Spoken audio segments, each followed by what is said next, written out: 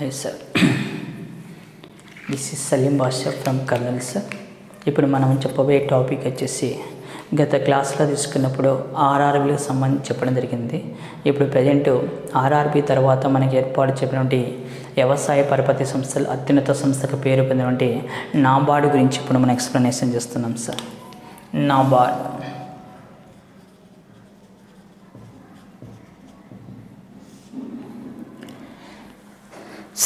నాబార్డ్ యొక్క బ్యాక్గ్రౌండ్ మనకు కావాలి సార్. నాబార్డ్ ఏ విధంగా ఏర్పాటు చేయబడింది, నాబార్డ్ కంటే ముందు నుండి సంస్థలు ఏవనేది మనకు వ్యవసాయ స్థిరీకరణ నిధి ఒకటి సార్. దీన్ని ఒక టేబుల్ రూపంలో సింపుల్గా ఇస్తాను సార్. చూడండి, ఇక్కడ నిధి పేరు, మూలధనం, ఆ నిధి యొక్క ప్రాధాన్యత ఏమిది అనేది కావాలి సార్. వ్యవసాయ పరపతి పరిశీలన సంఘం సిఫార్సుల ఆధారంగా ఈ అఖిల భారత వ్యవసాయ పరపతి పరిశీలన సంఘం యొక్క సిఫార్సుల మేరకు 56-57లో 2 వ్యవసాయ నిధులను ఏర్పాటు చేసింది భారత ప్రభుత్వం. ఒకటి వచ్చేసి వ్యవసాయ స్థిరీకరణ నిధి, వ్యవసాయ స్థిరీకరణ నిధి ఒకటి సార్. 2 వచ్చేసి వ్యవసాయ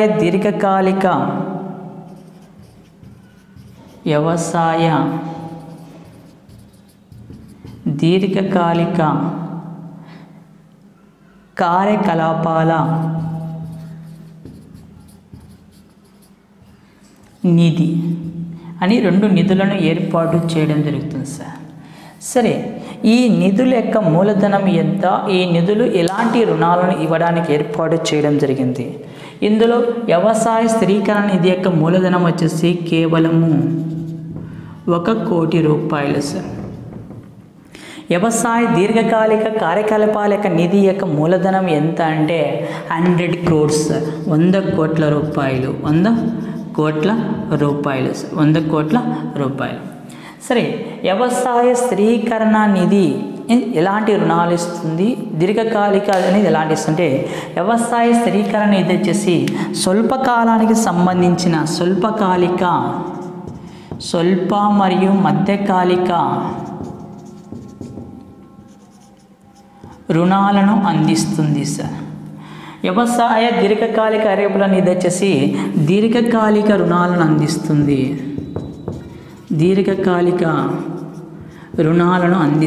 సార్. దీర్ఘకాలిక రుణాలను అందించడం జరుగుతుంది సార్.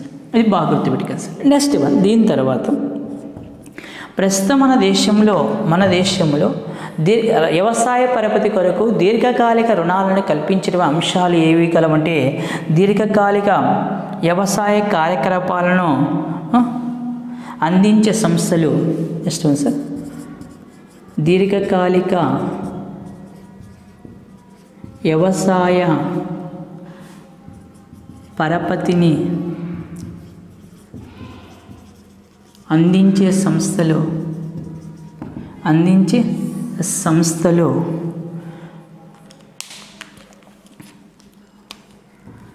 3 కలవు సార్. 1 రాష్ట్ర ప్రభుత్వాలు అందిస్తున్నవి, 2 వచ్చేసి 2 సహకార బ్యాంకులు అందిస్తున్నవి,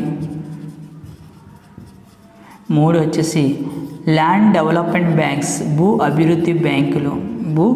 అభివృద్ధి బ్యాంకులు అందిస్తున్నవి సార్. భారతదేశంలో దీర్ఘకాలిక వ్యవసాయ పరపతిని అందించేటువంటి సంస్థలు రాష్ట్ర ప్రభుత్వాలు, సహకార బ్యాంకులు మరియు భూ అభివృద్ధి బ్యాంకులు తీసుకోవడం జరుగుతుంది సార్. భూ అభివృద్ధి బ్యాంకులు సార్. నెక్స్ట్ వన్,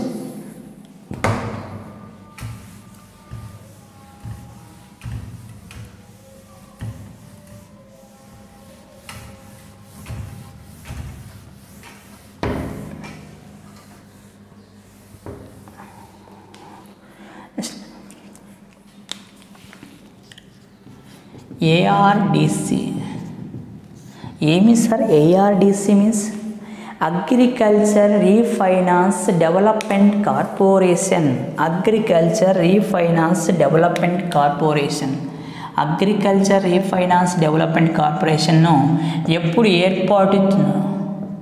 ఏర్పాటు చేసిన సంవత్సరం 1963 సార్. 1963లో అగ్రికల్చర్ రీఫైనాన్స్ డెవలప్మెంట్ కార్పొరేషన్ను ఏర్పాటు చేయడం జరిగింది భారత ప్రభుత్వం. ఈ అగ్రికల్చర్ రీఫైనాన్స్ డెవలప్మెంట్ కార్పొరేషన్ అంటే ఏమిటి? వ్యవసాయ రంగానికి రుణ పరపతిని కల్పించడానికి తీసుకొచ్చినటువంటి ఒక అంశం. ఇందులో భాగంగా అగ్రికల్చర్ రీఫైనాన్స్ కార్పొరేషన్ సంస్థ యొక్క ముఖ్య ఉద్దేశం అంటే వ్యవసాయ పరపతిని ఇంక్రీజ్ చేయుట. వ్యవసాయ పరపతిని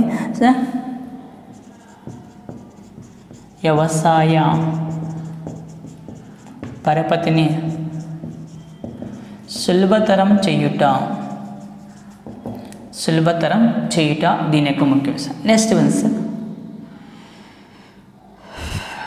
graphic card.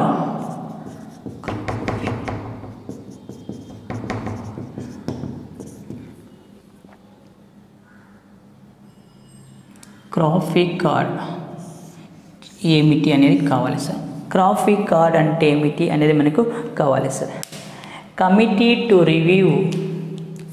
Committee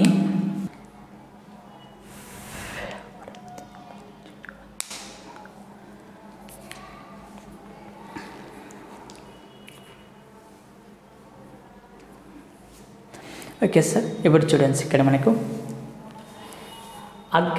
ARDC means agriculture refinance development corporation ఎప్పుడు ఏర్పాటు చేశారంటే 1963లో ఏర్పాటు చేశారు. ఈ అగ్రికల్చర్ రీఫైనాన్స్ డెవలప్మెంట్ కార్పొరేషన్ యొక్క ముఖ్య ఉద్దేశం ఏమిటంటే భారతదేశంలో వ్యవసాయ పరపతిని సులభతరం చేయుట. సులభతరం చేయుట అనేది దీని యొక్క ముఖ్య ఉద్దేశం తీసుకోవచ్చు. నెక్స్ట్ వన్, ఇది ఎప్పుడు ఏర్పాటు చేశారు? 1963లో ఏర్పాటు చేశారు. దీని తర్వాత భారత ప్రభుత్వం మళ్ళీ ఒక కమిటీని ఏర్పాటు చేసింది. దాని అంటే గ్రాఫిక్ కార్డ్ కమిటీ లేదా కాఫ్రిక్ కార్డ్ కమిటీ లేదా దాని మరొక పేరు తీసుకోవచ్చు అంటే శివరామన్ కమిటీ తీసుకోవచ్చు. ఏమిటండి గ్రాఫిక్ కార్డ్ ఫుల్ నామ్ వచ్చేసి committee to review arrangement for institutional credit and agriculture and rural development. అంటే గ్రామీణ వ్యవసాయ పరపతిని అభివృద్ధి చేసి గ్రామాలను కూడా డెవలప్మెంట్ చేయడానికి ఈ యొక్క గ్రాఫిక్ కార్డ్ కమిటీని భారత ప్రభుత్వము 1979లో శివరామన్ అధ్యక్షతన నియమించడం జరిగింది. ఈ కమిటీ ఏమని ఇవ్వడం జరుగుతుందంటే భారతదేశంలో వ్యవసాయ పరపతికి ఒక ప్రత్యేకంగా ఒక అత్యున్నత సంస్థను ఏర్పాటు చేయాలి. ఆ అత్యున్నత సంస్థ ఆధ్వర్యంలో వ్యవసాయ పరపతికి ప్రత్యక్షంగా రుణాలు కల్పించుకోకుండా రాష్ట్ర ప్రభుత్వాల ద్వారా సహకార సంస్థల ద్వారా రుణాలు అందించాలని ఈ కమిటీ సిఫార్సు చేస్తుంది. ఈ కమిటీ సిఫారసుల ఆధారంగా భారత ప్రభుత్వం ఏర్పాటు చేసినటువంటి వ్యవసాయ రంగంలోని అత్యున్నత బ్యాంక్ లేదా అఫెక్స్ బ్యాంక్గా దేన్ని పిలుస్తున్నామంటే మనము నాబార్డును పిలుస్తున్నాం సార్. ఏది సార్? నాబార్డు. ఇక్కడ చాలాసార్లు మనకి అడిగే క్వశ్చన్ సార్, జనరల్ స్టడీస్లో అడిగే నెంబర్ ఆఫ్ టైమ్స్ రివిజన్ పెట్టి ఏమిటంటే నాబార్డును ఏ కమిటీ సిఫార్సుల మేరకు ఏర్పాటు చేయడం జరిగింది? నాబార్డును ఏ కమిటీ సిఫార్సుల మేరకు తీసుకొని రావడం జరిగింది? ఇక్కడ శివరామన్ కమిటీ సిఫార్సుల మేరకు. ఎప్పుడు ఫామ్ చేశారు సార్ దీన్ని? నాబార్డు ప్రారంభం ఎప్పుడు ప్రారంభించడం జరిగింది అంటే జూలై 12, 1982 సార్. ఎప్పుడు దీన్ని ఎస్టాబ్లిష్ చేశారు? జూలై 12, 1982లో ఏర్పాటు చేశారు. సరే, జూలై 12 యొక్క ప్రత్యేకత ఏమిటి అని తీసుకుంటే నాబార్డ్ ఆవిర్భావ దినోత్సవం తీసుకోవచ్చు జూలై 12. మరియు ఒక కరెంట్ డే ఉంది సార్. ఇది 2015 నుండి ఐక్యరాజ్య సమితి ఫామ్ చేయడం జరిగింది. ఎవరంటే ప్రపంచంలో అతి చిన్న వయసులో నోబెల్ అవార్డు అందుకున్నటువంటి మహిళా వ్యక్తి ఎవరంటే అతి చిన్న వయసులో యూసఫ్జాయ్ మలాలా. ఆమె యొక్క జయంతి వచ్చేసి జూలై 12. ఈ జూలై 12ను ఐక్యరాజ్య సమితి ఏ డేగా నిర్వహిస్తుందంటే మలాలా డేగా నిర్వహిస్తుంది సార్. ఏ డే సార్? మలాలా డేగా నిర్వహిస్తుంది. నాబార్డ్ ఎప్పుడు ఫామ్ చేశారు సార్? 1982 July 12 sir, 1982 July 12. సరే, అయితే నాబార్డ్ను ఏ సంస్థ ఏర్పాటు చేసింది? నాబార్డును ఎవరు ఏర్పాటు చేశారు? కేంద్ర ప్రభుత్వమా, రాష్ట్ర ప్రభుత్వాలు కలిసి ఏర్పాటు చేసుకున్నాయా, లేకుంటే హోంశాఖ ఏర్పాటు చేసిందా, లేకుంటే ఆర్బీఐ సంస్థ ఏర్పాటు చేసిందా, లేకుంటే స్టేట్ ఫైనాన్స్ కార్పొరేషన్ వాళ్ళు ఏర్పాటు చేశారా? ఎవరు ఏర్పాటు చేశారు నాబార్డ్ సంస్థను? ఎవరు ఏర్పాటు చేశారంటే భారతదేశంలో వివిధ రంగాలను డెవలప్మెంట్ చేయడానికి మన కేంద్ర బ్యాంక్గా పిలువబడుతుండే ఆర్బీఐ సంస్థ సార్, ఆర్బీఐ సంస్థ ఏర్పాటు చేసేసారు. ఏర్పాటు చేసిన వారు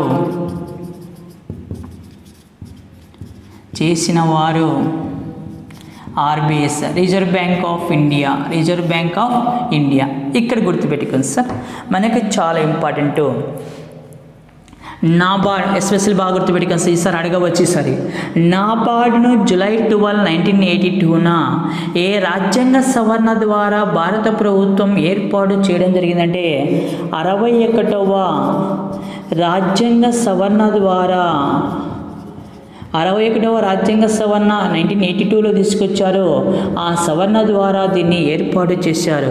ఎవరు ఏర్పాటు చేశారంటే రిజర్వ్ బ్యాంక్ ఆఫ్ ఇండియా, కేంద్ర బ్యాంకు పిలుస్తుంది రిజర్వ్ బ్యాంక్ ఆఫ్ ఇండియా దీన్ని ఏర్పాటు చేయడం జరిగింది సార్. సరే, ఆర్బీఐ ఏర్పాటు చేసిన సంస్థలు బాగా గుర్తుపెట్టుకోండి సార్, చాలా ఇంపార్టెంట్. ఆర్బీఐ లేదా ఆర్బీఐ చేత ఏర్పాటు చేయబడిన ప్రధాన సంస్థలు, ఆర్బీఐ చేత ఏర్పాటు చేయబడిన ప్రధాన సంస్థలు సార్. ఒక్కొక్క రంగంలో ఒక్కొక్కటి తీసుకుందాం మనకి, ఎందుకంటే ఇవి ఇంపార్టెంట్, అడగడానికి అవకాశం కలదు సార్. వ్యవసాయ రంగంలో దేన్ని ఏర్పాటు చేశారంటే ఆర్బీఐ వాళ్ళు నాబార్డును ఏర్పాటు చేసేసారు. వ్యవసాయ రంగంలో నాబార్డు. నెక్స్ట్ పారిశ్రామిక రంగంలో అత్యున్నత సంస్థ అయినటువంటి పారిశ్రామికవేత్త సంస్థలకు రుణ సౌకర్యం కల్పించినటువంటి అత్యున్నత సంస్థ ఏది సార్? ఐడిబిఐ బ్యాంకునే సార్. ఏది సార్? ఐడిబిఐ. నెక్స్ట్ పారిశ్రామిక సంస్థలో తీసుకున్నప్పుడు చిన్న తరహా పరిశ్రమలకు రుణ సౌకర్యం కల్పించినటువంటి అత్యున్నత సంస్థ ఏది సార్? సిడ్బి.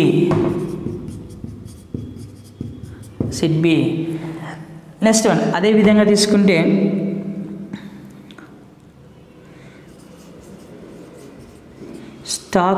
స్టాక్ మార్కెట్ నియంత్రించడానికి ఒక సంస్థను ఏర్పాటు చేసింది. ఆ సంస్థ పేరు ఏదంటే SEBI, security exchange board of India. Security exchange board of India అని కూడా ఎవరు ఏర్పాటు చేశారంటే ఆర్బీఐ సంస్థ ఏర్పాటు చేస్తుంది. అదేవిధంగా ఎక్స్పోర్ట్ అండ్ ఇంపోర్ట్స్, ఎగుమతులు దిగుమతుల్లో అత్యున్నత బ్యాంక్ అని దేని పిలుస్తాం సార్ మనము? ఎగ్జిమ్ బ్యాంకును కూడా ఎవరు ఏర్పాటు చేశారంటే ఆర్బీఐ సంస్థ ఏర్పాటు చేయడం జరిగింది సార్. ఎగ్జిమ్ బ్యాంకు, సెబీ మరియు సిడ్బీ మరియు ఐడిబిఐ మరియు నాబార్డ్ సంస్థలను ఎవరు ఏర్పాటు చేశారంటే ఆర్బీఐ సంస్థ చేత ఏర్పాటు చేయబడిన సంస్థలు. అంటే వ్యవసాయ రంగంలో ఒక అత్యున్నత సంస్థ నుండి నాబార్డ్ ఏర్పాటు చేసింది. పారిశ్రామిక రంగంలో 2 అత్యున్నత సంస్థలను ఐడిబిఐని మరియు SI small scale industrial development bank of ఇండియాను, స్టాక్ మార్కెట్ నియంత్రించడానికి ఒక అత్యున్నత సంస్థను సెబీని సెక్యూరిటీ ఎక్స్చేంజ్ బోర్డ్ ఆఫ్ ఇండియాని ఏర్పాటు చేసింది. అదేవిధంగా తీసుకున్నప్పుడు ఎగుమతులు దిగుమతుల్లో అత్యున్నత బ్యాంక్ నుండి ఎగ్జిమ్ బ్యాంకును కూడా ఎవరు ఏర్పాటు చేశారంటే ఆర్బీఐ సంస్థ ఏర్పాటు చేయడం జరిగింది. ఆర్బీఐ చేత ఏర్పాటు చేయబడిన ప్రధాన సంస్థలు తీసుకోవచ్చు.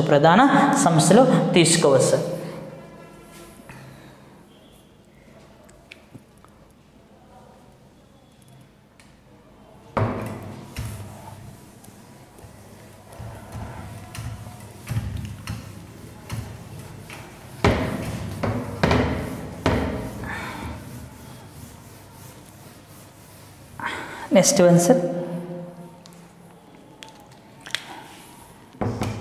నాబార్డ్ ఏర్పాటు చేసిన సంస్థ చెప్తున్నాము, ఆర్బీఐ సంస్థ ఏర్పాటు. కానీ ఆర్బీఐ దీనికి నిధులను పూర్తిగా ఇవ్వద్దు సార్. అంతా 100% నిధులు ఇవ్వాలి. నిధులను ఎవరు ఇస్తారంటే ఆర్బీఐ సంస్థ ఎంత ఇస్తుంది అనగా ఆర్బీఐ సంస్థ మరియు సెంట్రల్ గవర్నమెంట్ కేంద్ర ప్రభుత్వం, ఆర్బీఐ మరియు కేంద్ర ప్రభుత్వం ఇద్దరు కూడా 50-50 రేషియోలో ఒక నిధులను షేర్ చేసుకోవడం జరుగుతుంది సార్. ఆర్బీఐ 50% నిధులు ఇస్తుంది, కేంద్ర ప్రభుత్వం 50% నిధులు ఇస్తుంది సార్. మొత్తము 100% నిధులు సమకూర్చుకోవడం జరుగుతుంది. నెక్స్ట్ నాబార్డు యొక్క ప్రారంభ మూలధనం ఎంత, ప్రస్తుత మూలధనం ఎంత? నాబార్డు యొక్క ప్రారంభ మూలధనం ఎంత, ప్రస్తుత మూలధనం ఎంత? నాబార్డు యొక్క ప్రారంభ మూలధనం వచ్చేసి 5 కోట్ల రూపాయలు. ప్రస్తుత మూలధనము 5 ఇంతలు పెంచడం జరిగిందంటే 5×5 = 25 సార్. ప్రారంభ మూలధనము 5 కోట్లు, ప్రస్తుత మూలధనం వచ్చేసి 25 కోట్ల రూపాయలు సార్. 25 కోట్ల రూపాయలకు పెంచడం జరిగింది ప్రస్తుతం. నెక్స్ట్ వన్, నాబార్డు యొక్క హెడ్ ఆఫీస్ ఎక్కడ కలదు? నాబార్డు యొక్క హెడ్ ఆఫీస్ ఎక్కడ కలదు అనేది కావాలి. నాబార్డు యొక్క ప్రధాన క్యాపిటల్ ఎక్కడ కలదంటే ఇండియన్ ఫైనాన్షియల్ క్యాపిటల్ అని మనం దేని పిలుస్తాం సార్? ముంబై కదా. భారతదేశ ఆర్థిక రాజధాని అని పిలుస్తాము. ముంబై నగరంలో దీని యొక్క ప్రధాన కేంద్రం కలదు. అంటే ముంబై అని మనకి ఏ రాష్ట్రం వస్తుంది సార్? మహారాష్ట్రలో కలదు sir. Next one, NABARD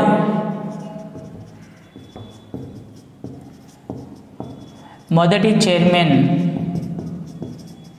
next NABARD ప్రస్తుత చైర్మన్. నెక్స్ట్ ఇతని కంటే ముందు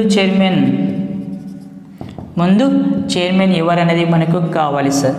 నాబార్డు యొక్క మొట్టమొదటి చైర్మన్ వచ్చేసి ఎం రామకృష్ణయ్య. మొదటి చైర్మన్ రామకృష్ణయ్య, ఒడిస్సా వాసి సార్. నెక్స్ట్ వన్, ప్రస్తుత చైర్మన్ వచ్చేసి డాక్టర్ చింతల గోవిందరాజులు.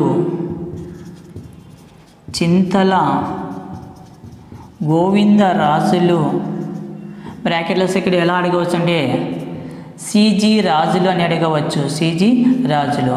చింతల గోవిందరాజులు ఏ ప్రాంతవాసి అంటే మన ఏపీ సార్. ఏపీలో కూడా ఏ ప్రాంతవాసి అంటే గుంటూరు జిల్లా వాసి సార్. గుంటూరు జిల్లా వాసి. ఇక్కడ ఒక బిట్టు బాగుంటుంది సార్. డాక్టర్ చింతల గోవిందరాజులు అనే వ్యక్తి ఏ రాష్ట్రానికి చెందినవాడని అడగవచ్చు. ప్రస్తుత నాబార్డు చైర్మన్ వచ్చేసి ఎవరు? డాక్టర్ చింతల గోవిందరాజులు. ఇతడు ఏ ప్రాంతానికి చెందినవాడంటే ఆంధ్రప్రదేశ్ రాష్ట్రం. ఏ జిల్లాకు చెందినవాడంటే గుంటూరు జిల్లా.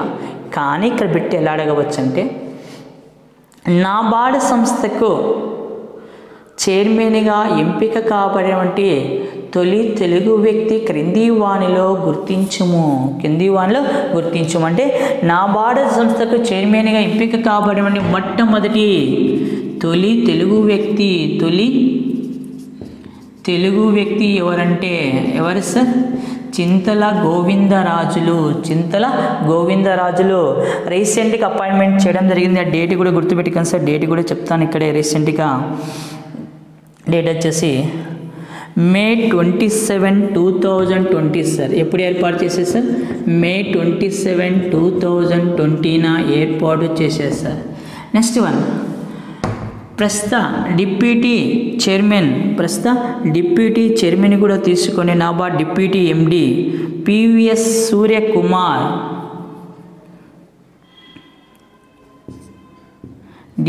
డిప్యూటీ ఎండి ప్రజెంట్ వచ్చేసి పివిఎస్ సూర్యకుమార్. ఇతడు కూడా సార్ మన రాజమండ్రి ప్రాంతానికి చెందినవాడు. మన ఏపీ సార్. రాజమండ్రి ప్రాంతానికి చెందిన వ్యక్తి మన ఏపీ సార్. ప్రస్తుతం నాబార్డు యొక్క డిప్యూటీ ఎండి ఎవరంటే సూర్యకుమార్, రాజమండ్రి సార్. నెక్స్ట్ చింతల గోవిందరాజుల కంటే ముందు నాబార్డు చైర్మన్గా పనిచేసిన వ్యక్తి ఎవరు అంటే హర్ష కుమార్ బన్వాలా. ఇతని కంటే ముందు పనిచేసిన వ్యక్తి ఎవరు సార్? హర్ష కుమార్ బన్వాలా సార్. ప్రస్తుత నాబార్డ్ చైర్మన్ ఎవరు? చింతల గోవిందరాజులు. ఇతని కంటే ముందు పనిచేసిన వ్యక్తి వచ్చేసి ఎవరు సార్ తీసుకుంటే హర్ష కుమార్ బన్వాలా సార్. చాలా ఇంపార్టెంట్ బిట్స్, ఎందుకంటే చాలాసార్లు అడిగే బిట్లు వచ్చేసి ఇక్కడ నాబార్డ్లో తీసుకుంటే నాబార్డ్ను ఏ కమిటీ సిఫార్సు మేరకు ఏర్పాటు చేశారు? శివరామన్ కమిటీ అడుగుతాడు. నాబార్డ్ ప్రారంభించిన సంవత్సరం ఇప్పుడు 1982 అడిగే క్వశ్చన్ సార్.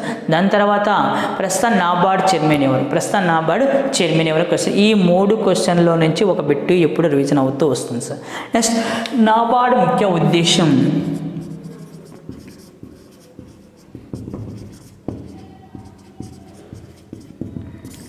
భారతదేశంలో వ్యవసాయ రంగానికి కావలసినటువంటి రుణ పరపతిని కల్పించినటువంటి అత్యున్నత సంస్థ లేదా అపెక్స్ బ్యాంక్ అనేది ఏం పిలుస్తామంటే నాబార్డ్ సంస్థను పిలుస్తాం సార్.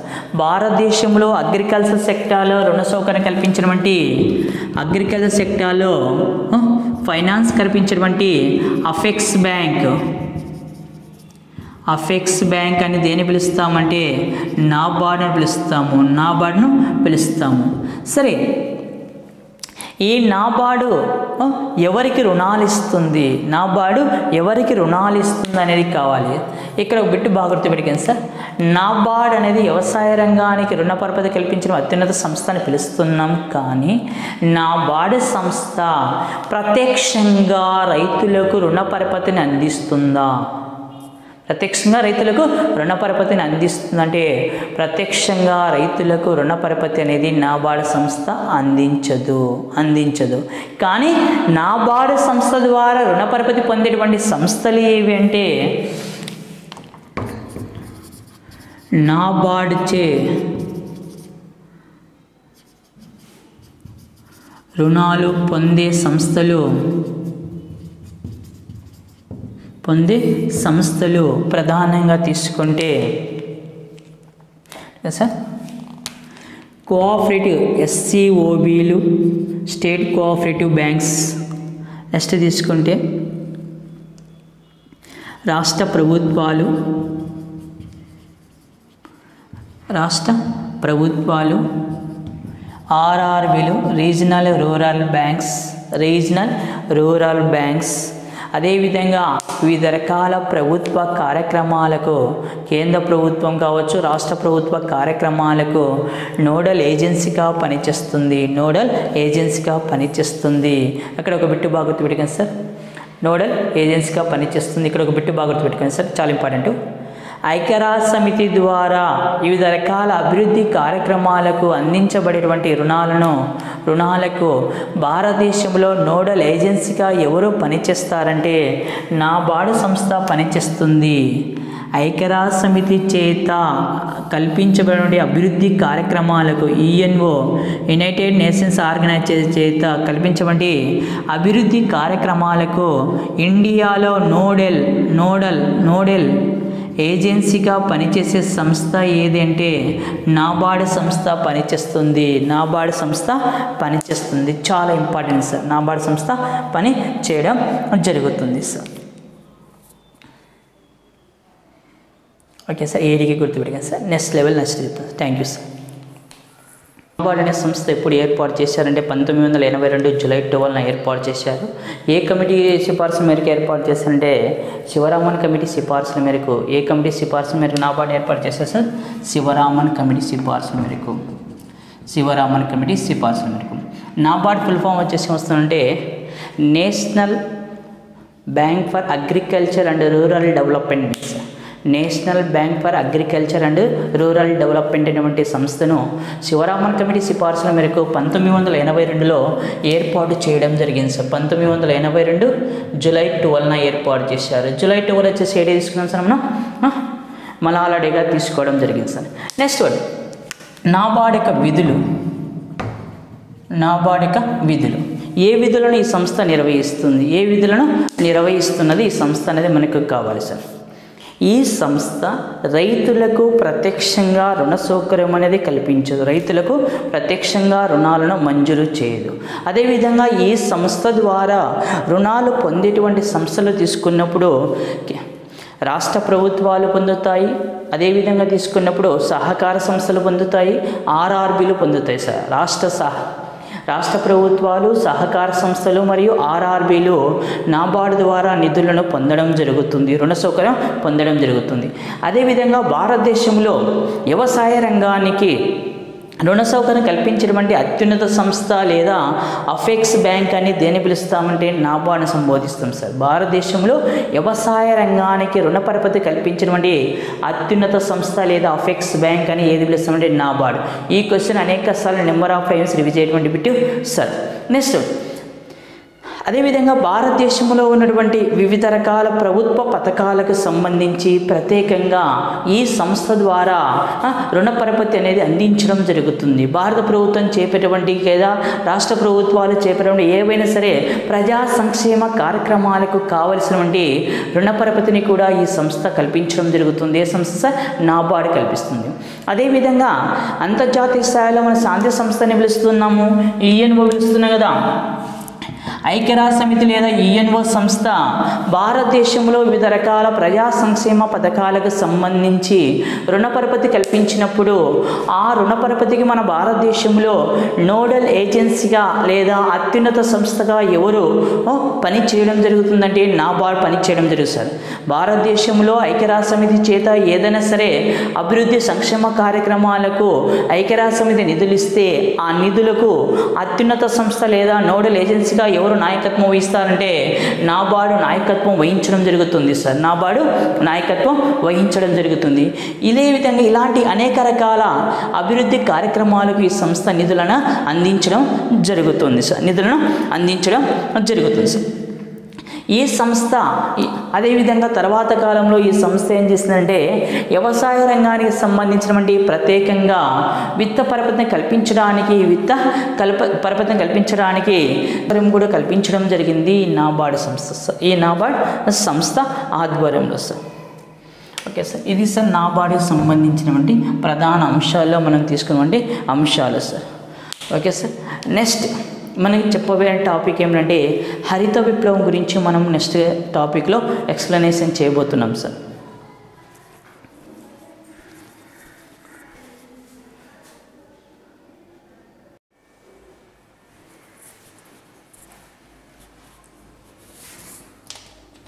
Next sir RIDF.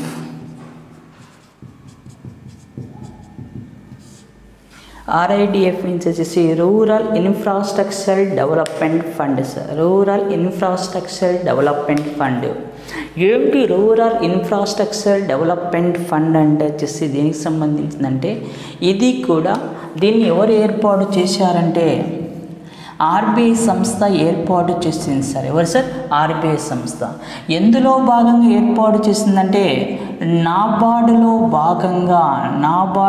అంతర్భాగంగా రూరల్ ఇన్ఫ్రాస్ట్రక్చర్ డెవలప్మెంట్ ఫండ్ కార్యక్రమాన్ని ఏర్పాటు చేయడం జరిగింది. ఏమిటి రూరల్ ఇన్ఫ్రాస్ట్రక్చర్ డెవలప్మెంట్ ఫండ్ యొక్క ముఖ్య లక్ష్యం ఏమిటంటే లక్ష్యం వచ్చేసి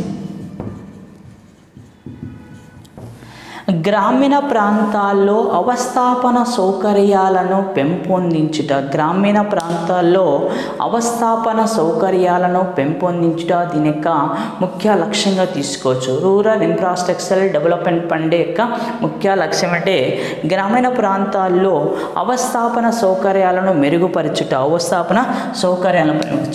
దీన్ని ఎప్పుడు ప్రారంభం చేయడం జరిగిందంటే 1995-96 ఫైనాన్సియర్లో ఇండియన్ గవర్నమెంట్ ప్రారంభించడం జరిగింది సార్. 1995-96 ఆర్థిక సంవత్సరంలో ఈ కార్యక్రమాన్ని ప్రారంభించడం జరిగింది. ఏ కార్యక్రమం సార్? RIDF కార్యక్రమాన్ని. గ్రామీణ ప్రాంతాల్లో అవస్థాపన సౌకర్యాలను అభివృద్ధి చేయుట. అవస్థాపన సౌకర్యాలు అంటే ఏమొస్తాయి సార్? ప్రధానంగా తీసుకున్నప్పుడు అవస్థాపన సౌకర్యాలు అనగా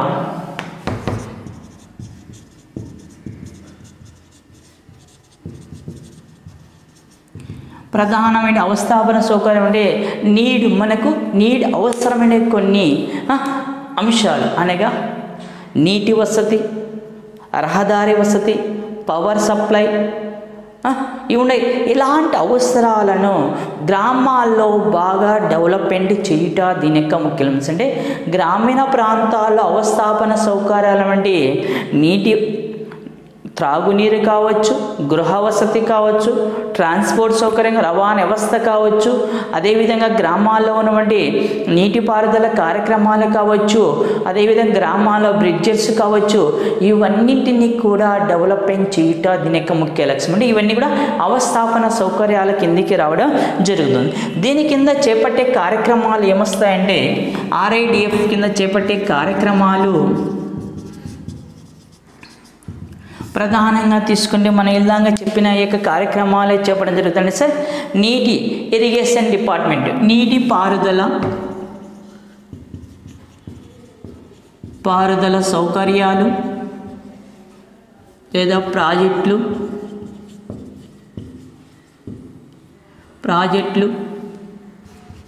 బ్రిడ్జిలు, నీటిపారుదల సౌకర్యాలు, ప్రాజెక్టులు, బ్రిడ్జిలు మరియు గ్రామీణ రహదారులు,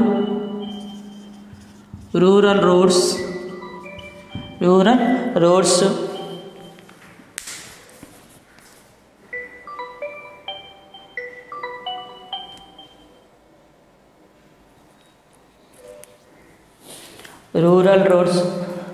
నీటిపారుదల సౌకర్యాలు లేదా ప్రాజెక్టులు, బ్రిడ్జులు, రూరల్ రోడ్స్, అదేవిధంగా వాటర్ షెడ్ ప్రోగ్రామ్స్,